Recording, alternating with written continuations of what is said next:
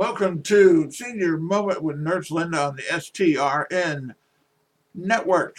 This is Dr. Charles behind the camera, and this is Nurse Linda in front of the camera.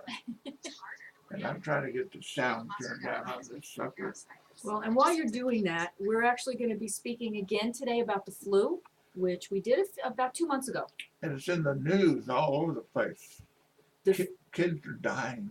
the flu has hit hard and heavy to the point where children are dying from it, healthy children.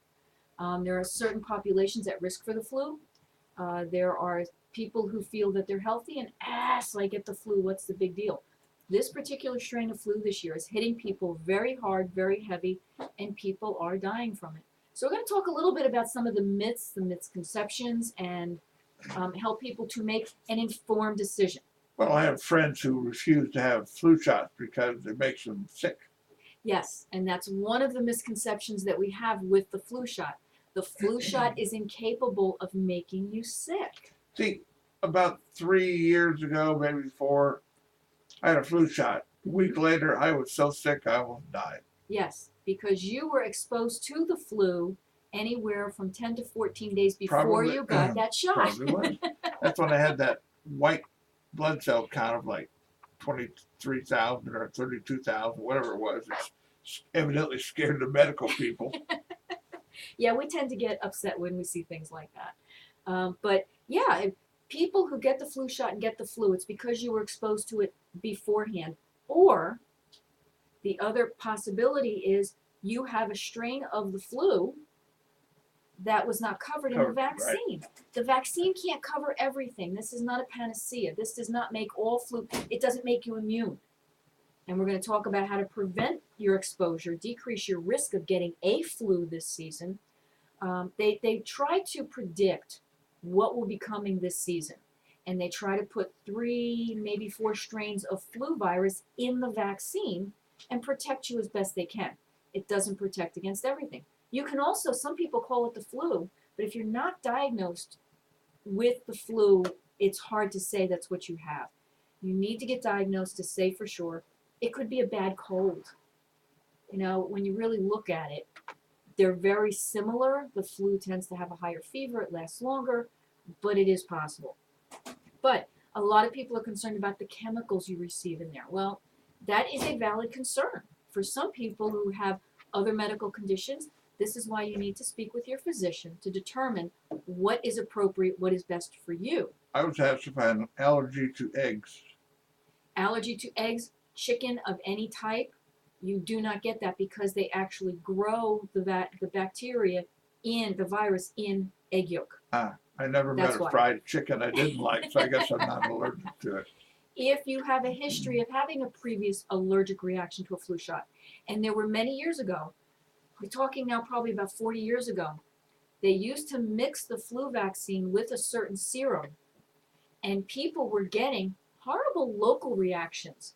Their arms would get red, swollen. They would get fever. The particular fluid that they mixed it with, they found many people were allergic to. They were using the same fluid in tetanus shots. And they were finding more and more people were having reactions to it. And it wasn't the tetanus, it wasn't the flu vaccine, it was the medium that was used to deliver it. It was the fluid that was used. When I was young, tetanus shot made you feel sick. They don't anymore. Okay. Yes, that's the nice part about it. I was one of those people that reacted terribly to tetanus shots. And my husband never believed it until we were married and he saw a reaction I got because I knew I still needed it. But I planned it on a weekend and my arm would swell from shoulder to elbow, from side to side. It got hot. I had fever for 3 days and it was all because of the type of chemical they used to deliver it. They don't do that anymore. Same thing with the flu shots. They've changed things. So people aren't getting those reactions. You will still get soreness at the site because your body is creating antibodies right from the beginning. And it's your arm is sore because of that. Okay. That's one of the big things. One of the other things we get is if you don't get the flu shot, what are your options? You are more at risk for getting the flu. People don't die from flu shots. They die from the flu. Okay, when you think about this, okay, there have been no recorded cases other than maybe a major allergic reaction, which you can't predict sometimes. That's very rare, and I don't think anything like that has happened in years. I could be wrong, and I'd be happy to have somebody call and tell me I'm wrong. But people are not dying from getting flu shots. They may not like it. You've got these people who say, I don't want those things introduced into my body. Well, they're going to get introduced in your body anyway because you're going to be exposed to it. Some of the flu coughs on you and you're done. It's airborne, isn't it? It is airborne. Well, you can also get it from doorknobs and things. People cough or sneeze into their hands, and then they touch doorknobs. That's not like the myth about catching venereal disease off a toilet No, seat. no, no, no. No. But you can catch this stuff if it's contact. It lasts for a few hours. So if you think about it, you go food shopping. You touch a shopping cart. They have those wipes at the door for a reason. Walmart has wipes then. Everybody should use them. Yeah. When you are shopping and you are picking up products up off the shelf to look at it, and you put it back, then you may have the flu. Typhoid You Mary put in it the on food aisle. there. Yes, yes. Okay? Now, I'm not saying when you purchase something you need to go home and sanitize everything before you put it in your cabinet. But be aware, if you're picking something up off the shelf, don't put your hands near your face. And we're going to talk more about that in prevention, but that's something different. The flu shot does not work.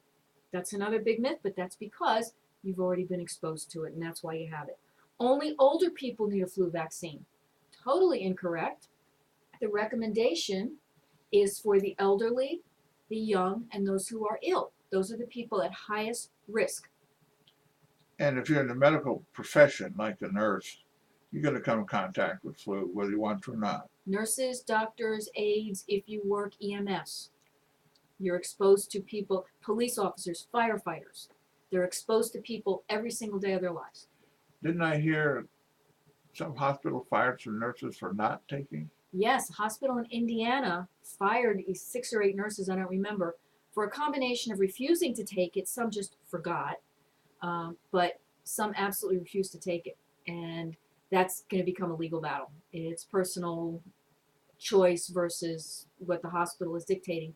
But the hospital is trying to protect the patients who are there. Now, didn't I understand that some teenagers are dying of flu? Yes, they just recently had over the weekend a 14-year-old who was otherwise healthy in Minnesota died of complications from the flu. And I had heard of a 16-year-old, 17-year-old, somewhere in there, previously healthy, became ill, developed the flu, developed pneumonia, went into the hospital, and died in the hospital. They couldn't stop it. It was that severe.